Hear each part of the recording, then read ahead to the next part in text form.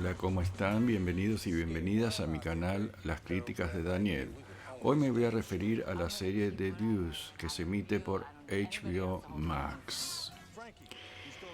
Llego, si se quiere, un poco tarde a esta serie que se emitió entre 2017 y 2019, pero afortunadamente he tomado contacto con ella y ha resultado una experiencia fascinante. En esta reseña les voy a explicar por qué. Esta serie, a partir de una historia coral, traza un gran fresco de los cambios sufridos por la zona de Times Square en Nueva York entre principios de los años 70 y mediados de los 80. Cambios signados por la prostitución y la aparición y evolución de la industria del porno. Entonces, la serie describe con paciencia y maestría los porosos vasos comunicantes entre la prostitución, la policía, la mafia y la naciente y luego consolidada industria del porno. El sector de la calle 42 de Nueva York, entre la séptima y octava avenidas, llamada The Deuce, en la zona de Times Square, a comienzos de los años 70, estaba poblado por prostitutas, muchas de ellas blancas y sus proxenetas mayormente afroamericanos. La serie se detiene bastante en trazar la psicología de unas y otros, vinculados por un claro esquema de explotación y violencia de género. Las prostitutas pueden permanecer en ese ámbito y bajo la explotación de las proxenetas, o ser rescatadas, o intentar diversos caminos de realización y liberación, no exentos a veces de otras formas de explotación, y demostrando que no siempre es posible o son fáciles de superar las heridas de esos orígenes y sus patrones de conducta, o simplemente escapar.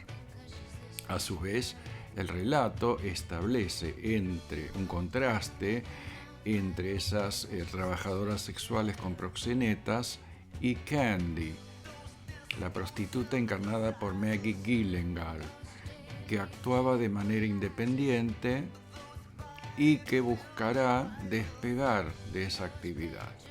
En este contexto asistimos al nacimiento del cine porno comercial, primero en una escala pequeña y clandestina, para luego pasar a un plano más expuesto e industrial.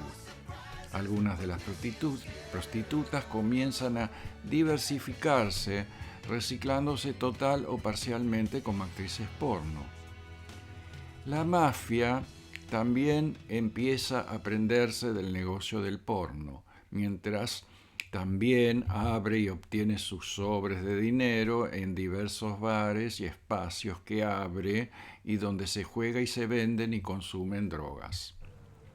Los policías de Nueva York de vez en cuando se llevan detenidas a algunas prostitutas, pero su relación con el negocio es fluctuante y corrupta, e irán adquiriendo con el correr de las temporadas distintas funciones. Alineados con intereses inmobiliarios, comenzarán las presiones institucionales para erradicar la prostitución callejera y el porno con el fin de gentrificar la zona, lo que lleva a la aparición en una primera etapa de casas de masajes y prostíbulos, para que la prostitución sea menos visible. David Simon y George Pelecanos, guionistas también de The Wire, diseñan todo un universo de potentes personajes con auténtica vida propia, que no se agotan en la mera función de representar a los estamentos a los que pertenecen y marcar sus transformaciones, logrando una síntesis perfecta entre lo individual y lo social.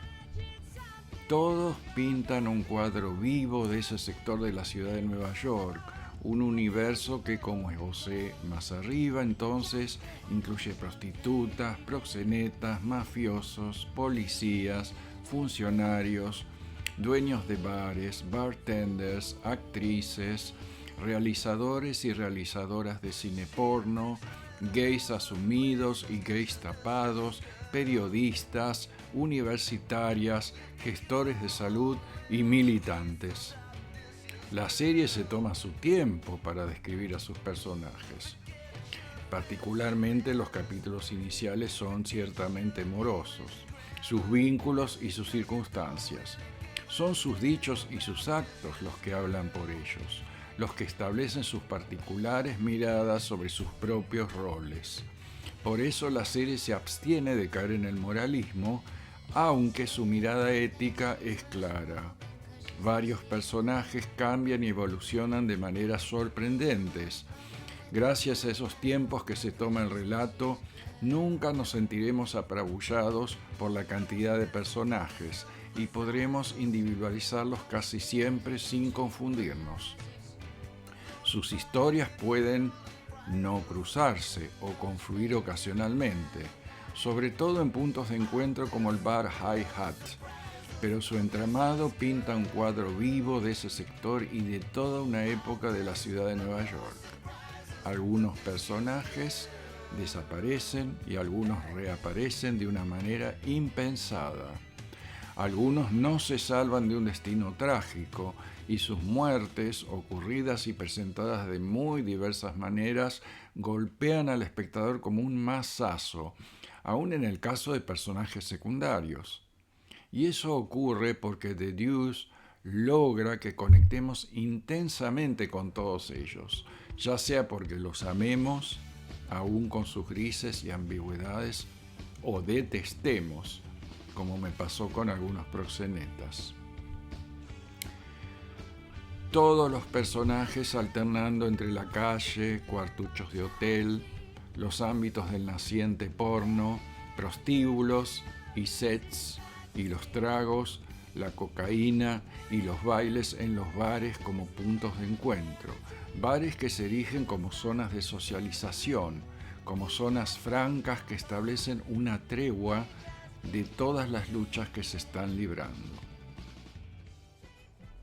Eileen Candy Merrell, Maggie Gyllenhaal, es una prostituta callejera de Times Square que trabaja sin proxeneta y es madre soltera.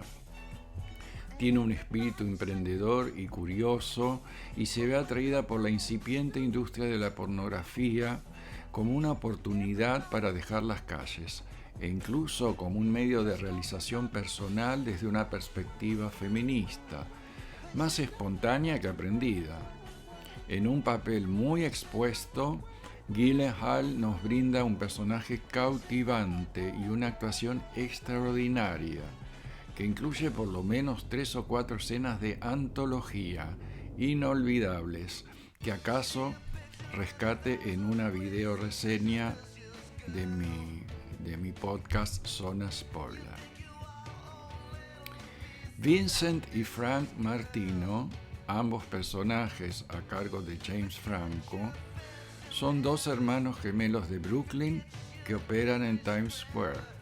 El primero, más responsable y casado con Andrea Zoe Kazan, es elegido por Rudy Pipilo o Pipilo, uno de los jefes mafiosos, para abrir y administrar bares y posteriormente otros emprendimientos.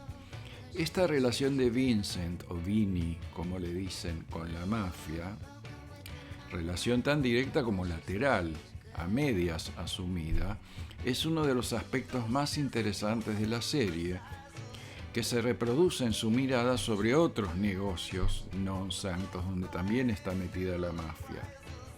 Frank, el otro gemelo, es más díscolo y ludópata y se mete en problemas por sus deudas. Técnicamente, además, sorprenden las escenas en las que aparecen ambos gemelos a la vez. Franco logra crear 2 personajes realmente diferentes.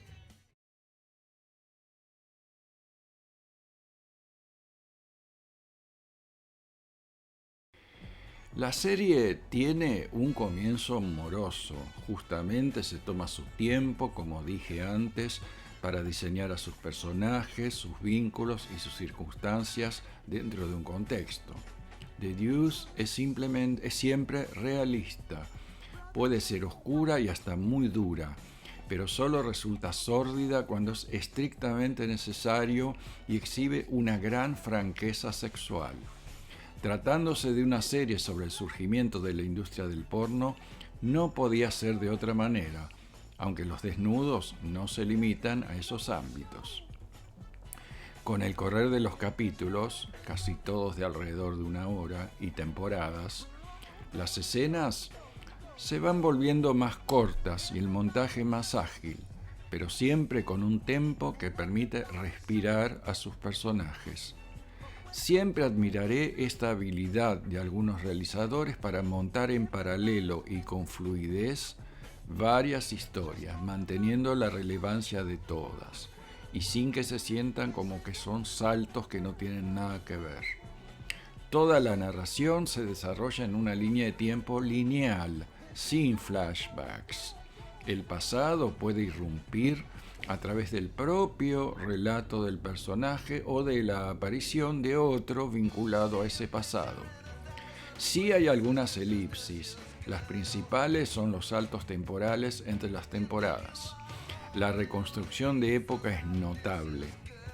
La primera temporada transcurre a comienzos de los años 70, la segunda a fines de esa década y la tercera a mediados de los 80, con el SIDA avanzando y cobrándose sus víctimas. De este modo llego al final de esta un poco tardía reseña de The Deuce, pero nunca es tarde para ver una muy buena serie, sobre todo cuando toca además temáticas tan interesantes. Espero que les haya resultado interesante. Si es así, denle likes, suscríbanse al canal y espero verlos en el próximo podcast. Muchas gracias por escucharme. Hasta pronto.